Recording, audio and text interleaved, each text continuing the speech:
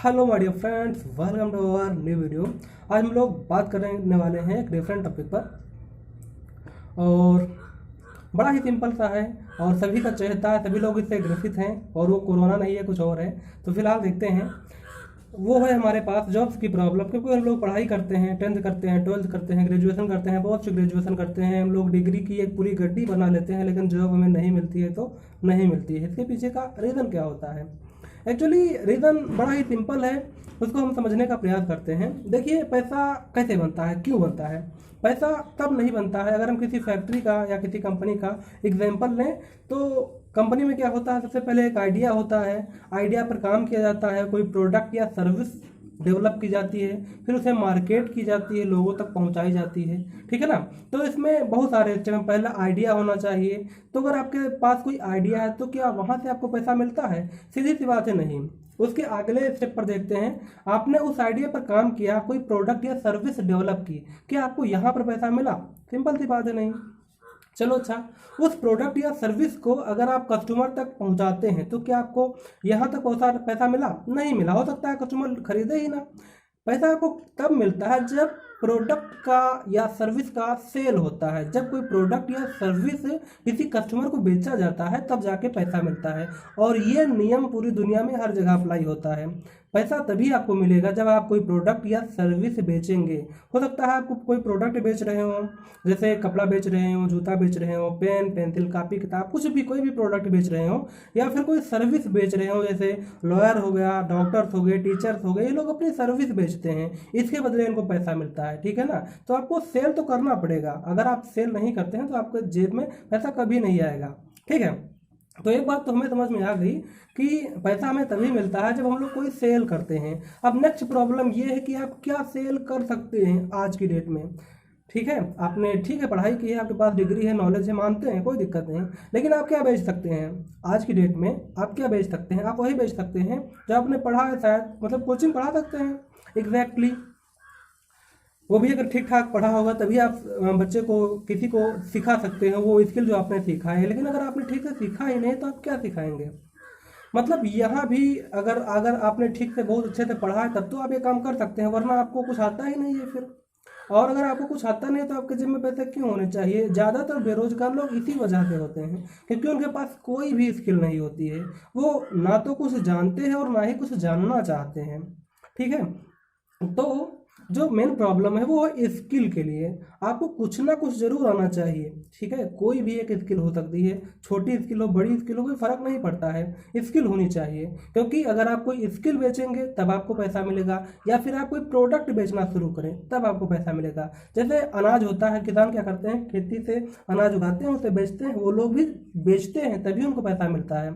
ठीक है? अगर कोई अदर एग्जाम्पल्स ले लेते हैं, जैसे पान वाला है तो वो क्या करता है, दूसरे जगह से लाता है प्रोडक्ट, फिर आपको डिलीवर करता है, तब जाके उसे पैसे मिलते हैं। तो कुल मिलाकर के पैसा आपको तभी मिलेगा जब आप सेल करोगे। तो आपको ये बात जो है गहराई से समझना पड़ेगा कि आप क्या बेच सकते हैं, आपके अंदर क्या ऐसी चीज़ है। ज़्यादा तो लोग कहते हैं हमें जॉब चाहिए, जॉब चाहिए, जॉब चाहिए। ठीक है, क्या आप उसके लायक भी हैं?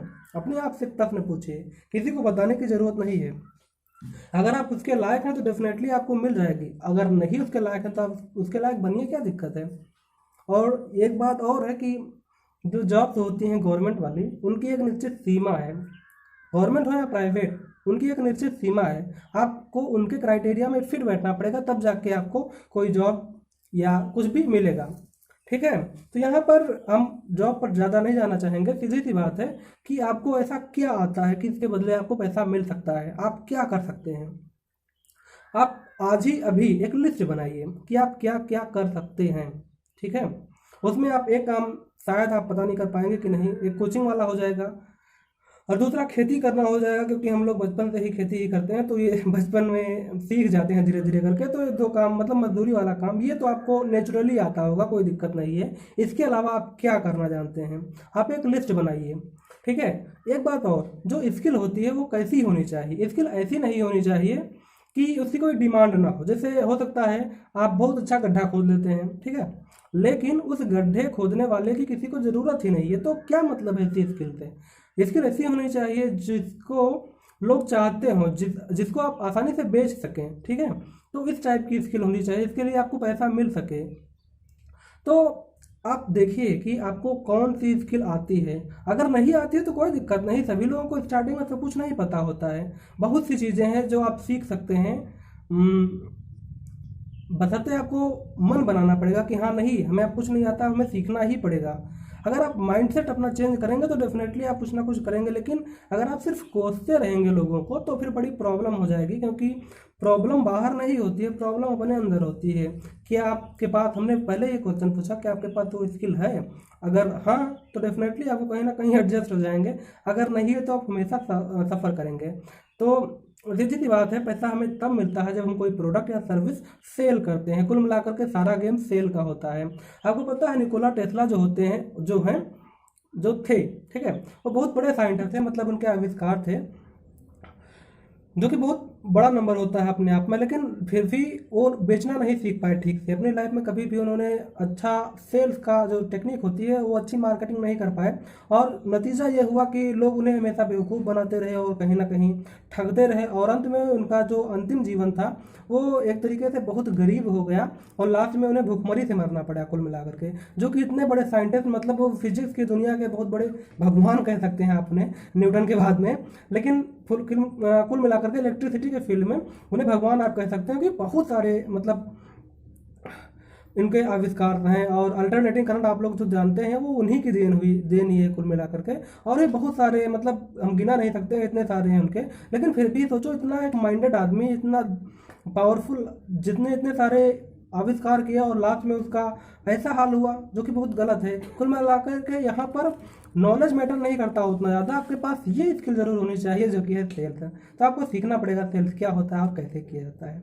ओके, तो कुल मिलाकर एक छोटी सी बात करनी थी आपसे। और अगर आपको बातचीत करनी है हमसे तो व्हाट्सएप नंबर नीचे मिल जाएगा। मिलते हैं फिर कभी, जब कभी टाइम मिलेगा तो फिर किसी नेक्स्ट वीडियो में। Okay, good bye.